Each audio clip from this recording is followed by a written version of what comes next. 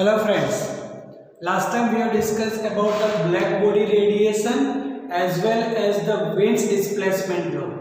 In Wiens displacement law, we have discussed that whatever the radiation emitted, that wavelength is inversely proportional to the temperature. And in black body radiation, we have defined two things, one as an emissivity, another as an absorptivity. दोनों जो है वो black body के लिए तो one ही है कि for black body emissivity is one and the absorptivity for the black body is also one and just remember one more time what is called black body then we can say the body the substance which either absorb whatever the incident energy or emit the total amount of energy from it, it's called black body. Okay, यहां तक हमने discussion कर दिया. चलो आज एक और ऐसे लॉ हमें डिस्कशन करना है, that is Stephen Boltzmann law.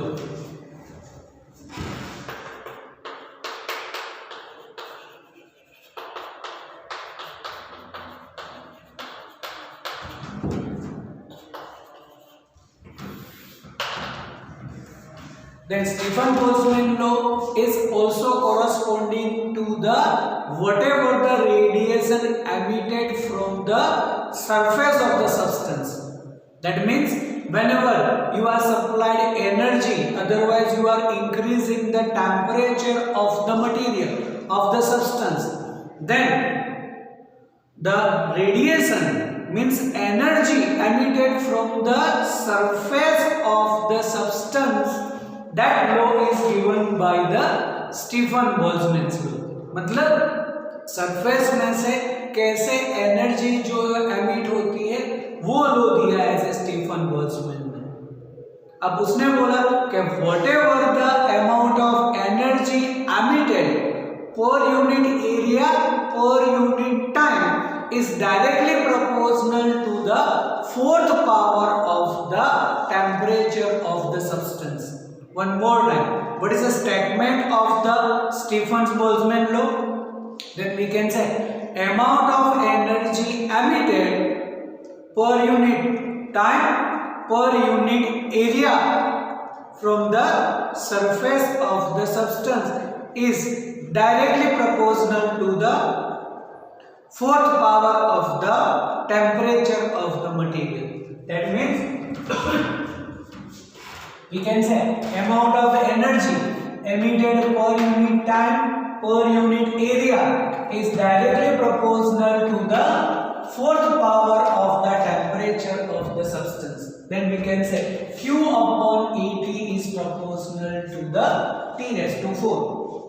अब यहाँ पर अगर हमें proportionality sign remove करनी है, then we have to place one constant, that is Stefan Boltzmann constant sigma, and with that we have to place one more constant as an emissivity and T raised to 4. तो यहाँ पर ये जो है material emit तो करेगा radiation, लेकिन depends on the emissivity of the material. तो एमिसिविटी का भी प्रोपोर्शन में है, इसीलिए सिग्मा इंटू एल दोनों को हम कांस्टेंट में कंसीडर करेंगे. तो sigma is the Stephen Boltzmann constant and E is emissivity. तो यहाँ पर हम बोल सकते हैं अब अगर ये इक्वेशन को अब अगर थोड़ा और अच्छी तरह से कर दें, then we can say Q by T is equal to sigma e A T raised to 4. Otherwise we can say it is dQ by dt also. The whatever the rate of emission, dQ by dt लिखो या Q by t, it is also called rate of emission from the surface of the material is equal to sigma E A T raised to 4, where sigma is the Stefan Boltzmann's constant. और अब उसकी value बहुत easy है याद रखना, simply बोलो 5 6 7 8, लेकिन लिखना कैसे है 5.67 10 to the power minus 8. Now think about the unit of constant. जैसे हमने सेकंड चैप्टर में बोला था कि ऐसे बहुत सारे अभी भी एज ए फॉर्मूलास, मतलब उसके एज ए हमारी फिजिकल क्वांटिटीज बाकी है कि जैसे जैसे चैप्टर्स आगे चलेंगे तुम्हें अलग अलग ऐसी क्वांटिटीज मिलेगी जिसके यूनिट से तुम उसके डायमेंशन फॉर्मूला कर सकते हो। तो यहाँ पर one more physical quantity as a Stefan Boltzmann constant, what is the unit of that? तो यूनिट के लिए ऐसा सोचो कि उसको हमें सब्जेक्ट बना देना है, देन Q बाई टी और divided by area and temperature आएगा। E तो वैसे एमिसिविटी, वो तो यूनिट लेस होता है। तब what about the unit of Stefan Boltzmann constant? Q by T मतलब जूल पर सेकंड को वॉट लिख सकते हैं हम upon metre square kelvin raise to 4। Clear? The unit of Stefan Boltzmann constant, area नीचे आएगा metre square, T raised to 4 Kelvin raised to 4 and joule per second is a watt. Now we can say what about the dimension formula? The dimension formula of Stefan Boltzmann constant. Then remember the dimension formula of what? है ना, हमने बोला था कि initial जो 18 है उसको याद रखो, उसके डिपेंडेंट हम कुछ भी डायमेंशन फॉर्मूलाज कोई भी क्वांटिटी की कर सकते हैं। तो यहाँ पर आप सोचिएगा स्टीफन बोल्ट्जमैन कांस्टेंट, तो watt per metre square kelvin raise to 4। अब वाट, तो वाट का होता है m1 L2 T-3 और L2 में ये तो L0 हो जाएगा। That means the dimension formula of sigma is m1 L0 T-3 and K-4 kelvin का हम इसको K बोल देंगे। तो अगर टेम्परेचर आए तो केल्विन करेंगे, अगर करंट आता है तो हम एम्पियर के पावर में लिखते हैं। क्लियर? तो this is the dimension formula of Stefan Boltzmann constant. Okay, तो ये इसकी फॉर्मूला हो गई कि Q by T is equal to sigma EA T raise to 4।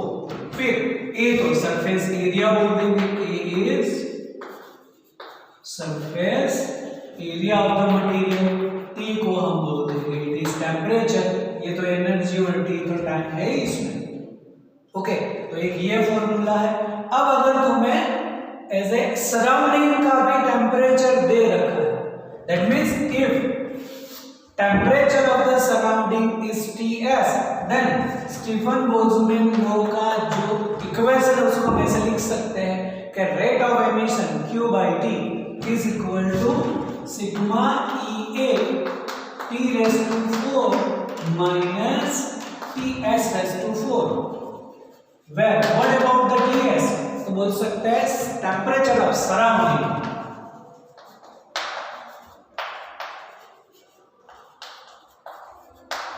जो एटमॉस्फेयर का टेम्परेचर होगा वो। तो अब दोनों रो तुम्हें याद रखनी, मतलब दोनों इक्वेशन याद रखनी है। If temperature of surrounding is given, then use this equation. If temperature of surrounding is not given, उसको कट कर तो ये हो जाएगा। ओके, तो this is the Stefan Boltzmann's law. Clear? Stefan Boltzmann law में यहाँ तक ही करना है। एंड इससे रिलेटेड जो भी एमसीक्यूज या फिर ऐसे न्यूमेरिकल होंगे तो इस इक्वेशन से हम सॉल्व कर देंगे। चलो next, the next topic is green house effect.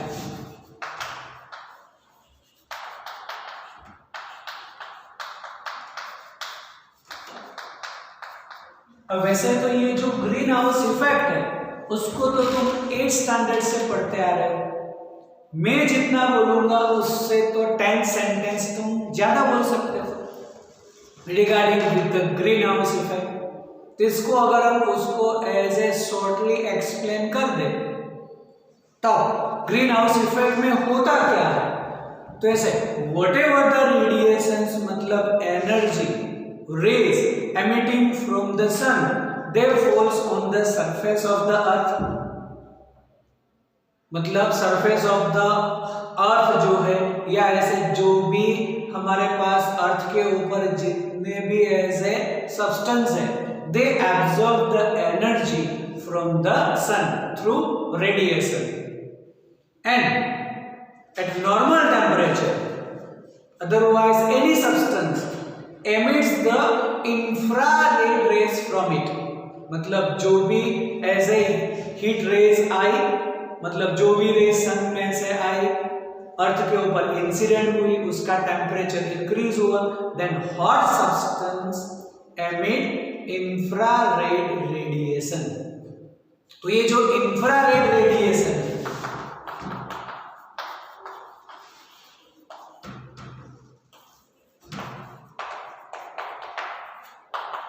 तो इंफ्रारेड रेडिएशन जो ऐसे अर्थ की सरफेस से या जो भी सब्सटेंस का टेम्परेचर हाई हुआ उसमें से एमिट होगा, दैट इंफ्रारेड रेडिएशन की जो फ्रीक्वेंसी है वो लेस है, मतलब उसकी frequency less.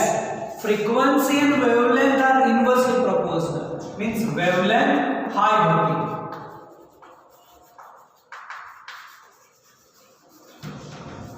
but due to the less frequency they not penetrate the atmosphere of the earth। जो भी अर्थ का एटमॉस्फेयर है उसको पेनिट्रेट कौन कर सकता है? तो हाई फ्रीक्वेंसी रेज। ये तो लेस फ्रीक्वेंसी रेज, इसीलिए वो अर्थ सरफेस को पेनिट्रेट नहीं कर पाती, मतलब वो अर्थ सरफेस अर्थ के एटमॉस्फेयर में ही रहेगी। अर्थ के एटमॉस्फेयर को कौन पार कर सकता है? पेनिट्रेट करके कौन सी रेज ऐसे स्पेस में जा सकती है? High frequency rays. जिसकी फ्रीक्वेंसी हाई है वही अर्थ के एटमॉस्फेयर जो है उसको पेनिट्रेट कर सकती है। But here the frequency of the infrared radiation is less, that's why it can not penetrate the earth atmosphere. तो वो अर्थ के एटमॉस्फेयर के अंदर ही रहेगी। और फिर अर्थ के एटमॉस्फेयर में बहुत सारे गैसेस है, like carbon dioxide, that carbon monoxide, methane, chlorofluorocarbon, ये जो भी गैसेस है they absorb the infrared radiation and again reradiate the radiation. मतलब पहले तो ये जो गैसेस है उसको एब्जॉर्ब करेंगे इंफ्रारेड रेज को और वापस उसको एमिट करेंगे, वापस एमिट करेंगे तो वो अर्थ सरफेस के ऊपर वापस आएगी। And due to that one temperature of the earth maintain या फिर temperature of the earth increases. Initially बोलेंगे temperature of the earth maintain, that's why infrared rays are also called heat rays because it is responsible for the hotness of the earth, that's why infrared radiation is also called heat rays। तो ये भी हम नाम उसको दे सकते हैं।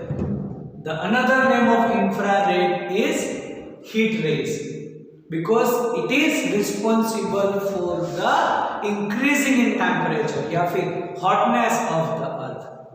क्या बोला हमने? ये जो भी है वो पार नहीं हो सकती, मतलब पेनिट्रेट नहीं कर सकते अर्थ एटमॉस्फेयर को, इसलिए ये जो गैसेस है वो एब्जॉर्ब करेंगे और वापस उसको एमिट कर देते, री-रेडिएट कर देते, और इसीलिए अर्थ का टेम्परेचर मेंटेन रहता है, वो भी बोल सकते हैं। लेकिन अगर इसका जो है वो प्रोपोर्शन इंक्रीज हुआ, मतलब this all are called as a polluted gases, इससे तो पॉल्यूशन बढ़ता है हमारा। तो ये जो भी गैसेस है अगर उसका प्रोपोर्शन बढ़ गया तो वो ज्यादा ये रेस को एब्जॉर्ब करेंगे, वापस रेडिएट करेंगे, और इसीलिए ऐसा बोलते हैं due to the pollution the temperature of the earth increases, है ना। तो ऐसे एवरी ईयर हम ऐसा फील करते हैं कि टेम्परेचर जो है वो ऐसे इंक्रीज हो रहा है अर्थ का। अब उसके दूसरा पार्ट देखें तो due to the increasing temperature of the earth जो भी एज ए क्या बोलते हैं जो बर्फ है ऐसे वो ऐसे पिघल जाती है, और वहां पर ऐसे जो बर्फ पिघलेगी वो डायरेक्ट जाएगी सी में, तो सी का लेवल भी बढ़ता जाता है और लैंड जो है वो कम होती जाती है। ऐसे वैसे भी हम बोलते हैं कि 1/3 पार्ट में ही, पूरे अर्थ के 1/3 पार्ट में ही तो लैंड है, 2-3 पार्ट में तो पूरा वाटर है, और उसका भी लेवल अभी इंक्रीज हो रहा अभी हम बोल रहे हैं कि due to the global warming, due to the polluted gases, pollution, due to the pollution of the earth, due to the global warming, temperature of the earth increases, है ना। और इसीलिए हमें ऐसे ग्लोबल वार्मिंग को कम करना है, जैसे हो सके हमें उसका ऐसे पोल्यूशन जो है वो रिड्यूस करना है। अदरवाइज तो धीरे धीरे धीरे जो है सी लेवल बढ़ता जाएगा, लैंड कम होती जाएगी, तो डेजर्ट एरिया भी इंक्रीज होता जाएगा। तो this call as a greenhouse effect.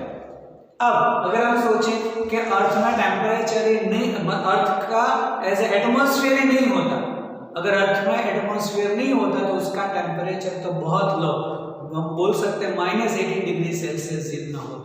लेकिन due to the temperature, due to the earth atmosphere, due to the as a gases, the greenhouse, due to the greenhouse effect, जो temperature of earth है वो maintain होता है, लेकिन due to the increasing in that polluted gases अभी इसका temperature और increase होता है, और वो ऐसे हमारे लिए डेंजरस है। तो इतना बोल सकते हैं regarding with the greenhouse effect. Okay, चलो अब हमें एक और इंटरेस्टिंग टॉपिक करना है, न्यूटन्स लॉ ऑफ कूलिंग।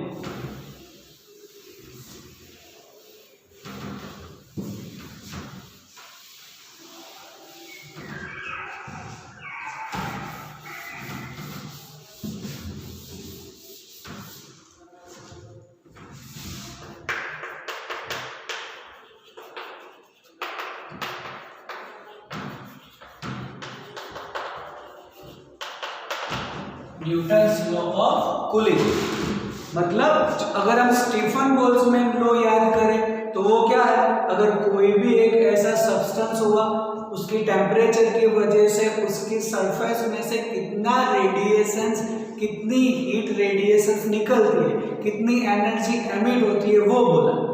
अब न्यूटन ने ऐसा बोला कि टेम्परेचर जो है वो टाइम के साथ कितना कम होता है। मतलब अगर तुम कोई भी एक ऐसी हॉट चीज, just think about the one hot cup of T, पहले उसका टेम्परेचर मेजर करो, फिर उसको एटमॉस्फेयर में ऐसे ठंडा होने के लिए रख दो, then how the temperature decreases with time. Temperature को टाइम के साथ रिलेट किया न्यूटन्स ने, and that why it is called Newton's law of cooling, कि जो भी एक ऐसा हम रेट ऑफ एमिशन बोल सकते हैं या rate of decreasing in the temperature, वो जो है वो दिया न्यूटन्स ने। और उससे रिलेटेड हम बोल सकते हैं कि it is the part of thermal convection, and वो भी Newton's law of cooling applied for force convection only. ये भी याद रखना कि Newton's law of cooling is applied for force convection only. Convection हमने दो पढ़ लिए थे, natural convection and force convection. Then force convection का एक पार्ट है न्यूटन्स लॉ ऑफ कूलिंग। अब ऐसे टेम्परेचर को टाइम के साथ रिलेट किया, तो एक एग्जांपल अगर ले हम कि जो हॉट कप ऑफ टी है उसका initial temperature suppose 80 degree Celsius है, और अब उसको तुम्हें ऐसे टेम्परेचर थर्मोमीटर से मेजर करते रहो, टाइम भी मेजर करते रहो। तो अगर ऐसा हुआ कि 80 डिग्री से 70 डिग्री मतलब 10 डिग्री का डिफरेंस लो, तो 80 डिग्री से 70 डिग्री होने में कितना टाइम लगा, जस्ट मेजर इट। चलो हमने ऐसा सोचा कि 80 डिग्री से 70 डिग्री होने में उसको कुछ 2 मिनट लगे। Then again measure the time duration to decrease from 70 to 60 degree. तो 70 टू 60 डिग्री में टेम्परेचर तो वापस 10 डिग्री का ही है, लेकिन 70 से 60 होने में 2 मिनट से ज्यादा लगेगी, सपोज 2.5 मिनट लगेगी ऐसे। फिर अगेन 60 से 50 होने में, तो 60 से 50 होने में 3 मिनट भी लग सकते हैं। इसका मतलब ऐसा नहीं कि हाफ मिनट इंक्रीज होगा, ये तो एक हमारा ऐसा एजम्पशन है। एक एग्जांपल मैंने दिया ऐसे। तो 80 to 70, 70 to 60, 60 to 50, the temperature difference only 10-10, but उसका जो टाइम ड्यूरेशन है वो इंक्रीज होता है। इसका मतलब ऐसे कि जैसे जो चीज ज्यादा गर्म है वो ऐसे जल्दी से ठंडी होगी, और जैसे जैसे टेम्परेचर डिक्रीज होता है उसका जो टाइम ड्यूरेशन है वो इंक्रीज होता जाता है। उसका मतलब अगर हम ग्राफ प्लॉट करें टेम्परेचर वर्सेस टाइम का, तो वो हमें कुछ ऐसे हाइपरबोला जैसा मिलेगा, like this.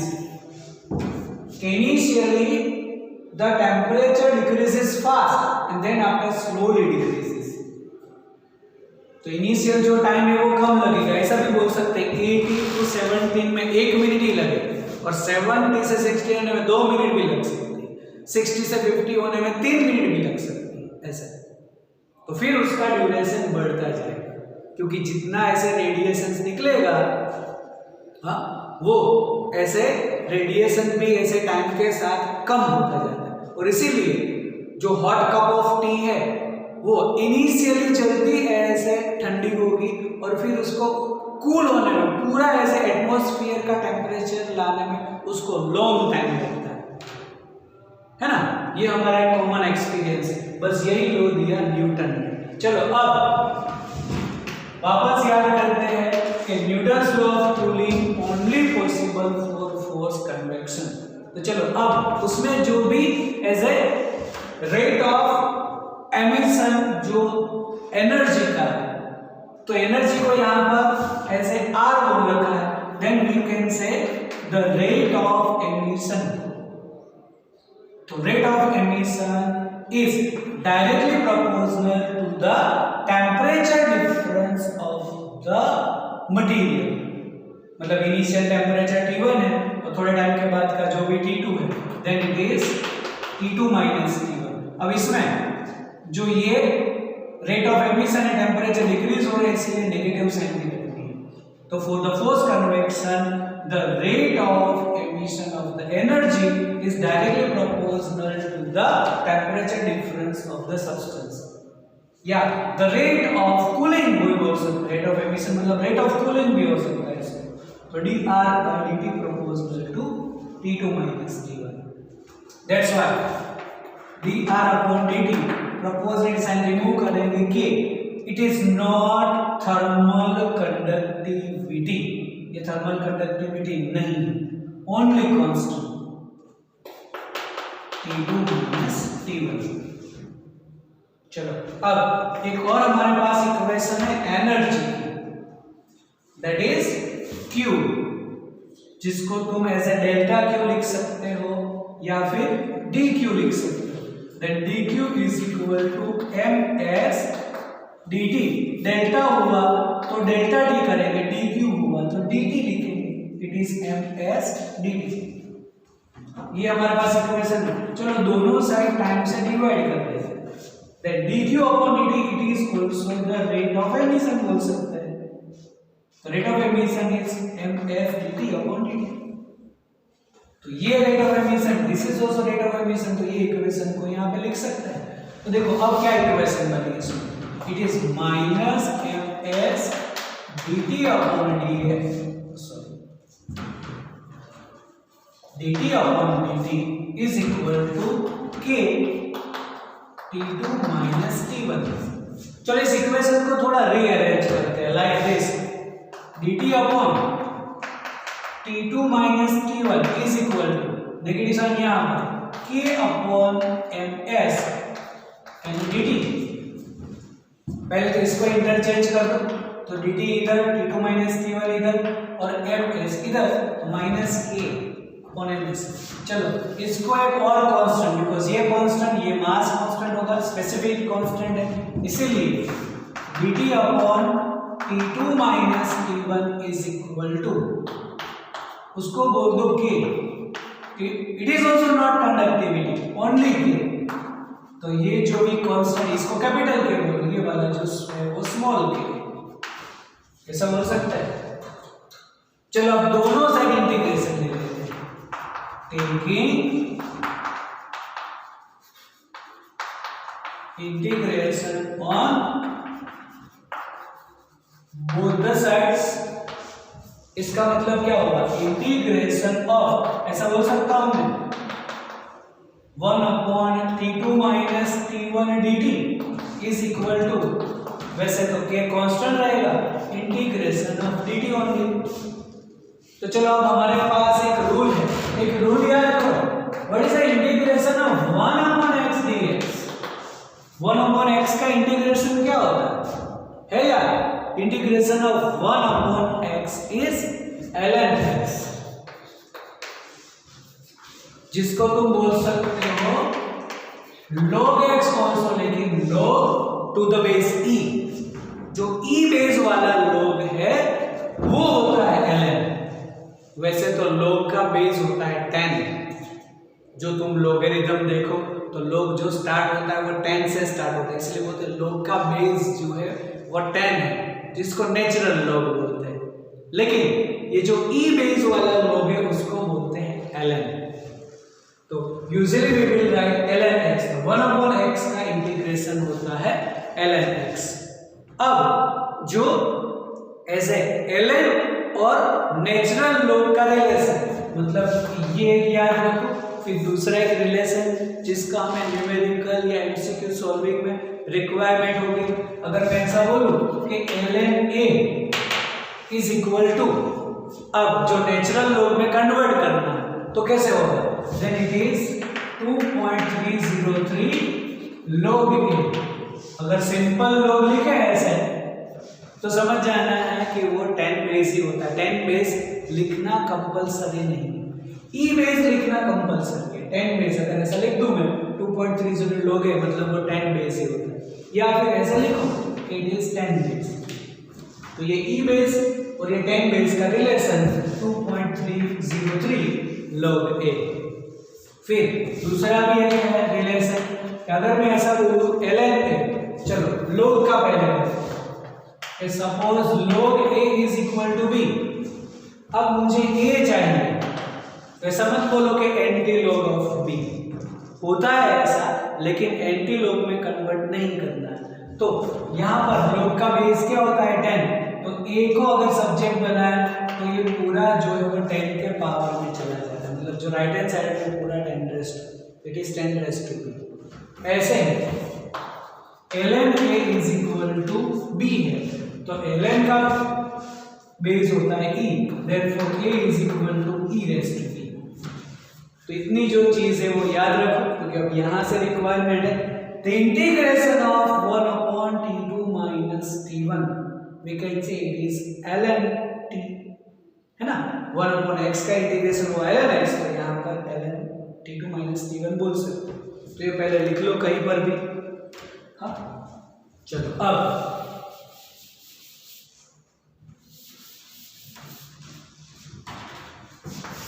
then integration is ln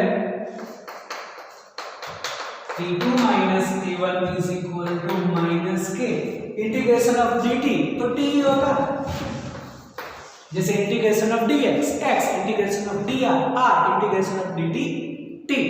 अब यहाँ पर कभी भी ऐसे इंटीग्रेशन करें तो उसका रूल है कि हमें कांस्टेंट लिखना होता है, तो कांस्टेंट को बोलते हैं c इन मैथमेटिक्स।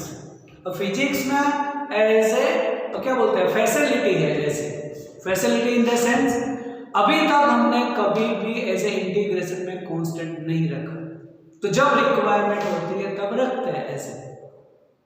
तो इसका मतलब ऐसी बहुत रेयर थियरीज है कि जिसमें हमें ऐसे कांस्टेंट लिखना है। बाकी इंटीग्रेशन का परफेक्ट रूल ही है ऐसा, जब भी इंटीग्रेशन करो ऐसे कोई भी कांस्टेंट प्लस c लिखो, ऐसे वो रूल है उसका। लेकिन फिजिक्स में हम ऐसा बोलते हैं, फैसिलिटी है ऐसे। अभी तक हमने कभी भी कांस्टेंट नहीं रखा। तो याद रखो कि न्यूटन्स लॉ ऑफ कूलिंग में जब भी तुम इंटीग्रेशन करो एक कांस्टेंट तुम्हें लिखना है, तो c is called integration constant ऐसे। चलो, अब अगर ln के हिसाब से हमें करना है t2 माइनस t1, तो क्या होगा, पूरा जो है वो e के बेस में जाएगा, e के पावर में जाएगा, it is minus e t plus c. इसका मतलब मैं ऐसा लिख सकता हूं T2 minus T1 is e raise to minus Kt into e raise to c. ऐसा उल्टा बोलो, जिसका बेस है में तो पावर ऐड होता है तो उसमें पावर में एडिशन है तो उसको अलग अलग नेम्स में लिख सकते हैं। ओके, तो ये e रेस टू सी है, उसको वापस हम बोल सकते हैं c रेस, मतलब e रेस टू सी को एक और कांस्टेंट बोल दो c रेस। तो क्या हुआ formula, the T2 minus T1 is equal to c raise e raise to minus Kt। और अगर T2 चाहिए हमें तो इधर आ जाएगा प्लस में c dash e raise to minus Kt। This is the equation for Newton's law of cooling. Okay, final temperature क्या होगा, इनिशियल है, फाइनल कितना होगा, तो हम ये कर सकते हैं। अब अगर इस इक्वेशन के हिसाब से जैसे टेम्परेचर और टाइमिंग का ग्राफ प्लॉट करें तो सिंपल t वर्सेस टाइम का ऐसा होगा हाइपरबोला टाइप। लेकिन अगर ऐसा करें कि ln